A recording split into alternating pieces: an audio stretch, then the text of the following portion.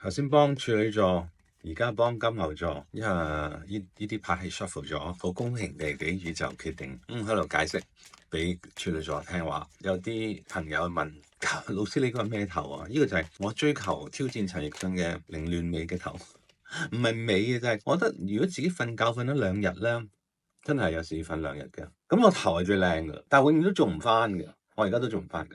但係嘗試去嗰個方向做咯，就睇可唔可以揾到嗰個2日瞓覺之後嗰個頭咯。我覺得最好嘅、最靚嘅就係瞓2日覺，然後乜都唔喐，嗰個頭就係你最靚嘅。好，你嘅金牛座啊，唔係你嘅金牛座，我哋嘅親愛金牛座啊，你嘅5月咧幸福摩天輪到不得了啦，又係陳奕迅，因為你攞到2隻 Major Arcana，一隻就係幸福之輪啦、幸運之輪啦，一隻英皇。大英皇牌，即係你控制局面。5月咧，金牛座你就踏進去一個你控制局面嘅狀況。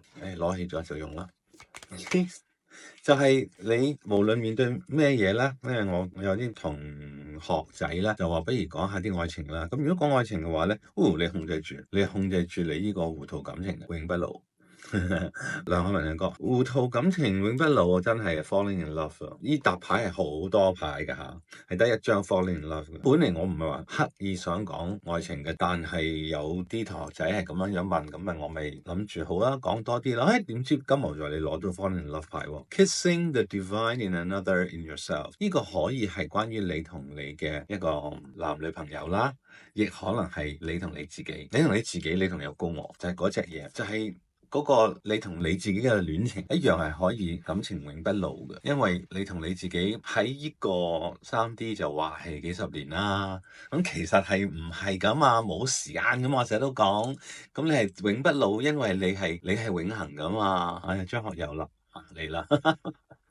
OK，回到我哋呢個糊塗感情永不老，金牛座你5月咧一啲都唔糊塗咯。我唔知可唔可以攞多張牌啊？因為你2張 Major Arcana，即係好似你而家係基本上係控制大局咁樣。5月你想乜就要有乜，就可以得到乜。2張 Major Arcana 都係咁有力量。你只要 make sure 你個幸運之輪向前滾嘅話咧，你英皇牌喺度你就隨時就 action 嘅，因為英皇咧佢靚仔嘅衫後邊咧，其實就係一個打仗嘅 armor 喺下低，即係話佢隨時出動嘅，即係唔係一定打仗，即係打仗只不過係一個我哋睇 tarot 嘅一個方法咁解啫。Two of Pentacles，即係話你個仗咧就係你好似個小朋友咁掉嚟掉去咯，即係話咧金牛座咧，你嘅5月咧唯一比較上有少少困難嘅嘢咧，唔係外界俾你嘅，只不過你心裏邊係心大心細，但係基本上你係已經大局。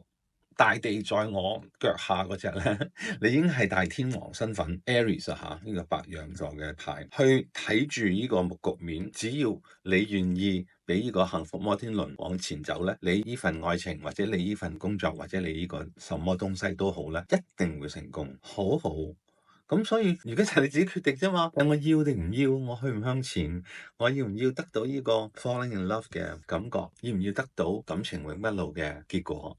因為你係絕對可以咯，金牛座，所以好快咁樣已經幫你睇完你5月份糊塗感情永不老，糊塗一時係幾咁開心嘅咧？何況咩叫一時咧？我哋都要研究一下。恭喜晒！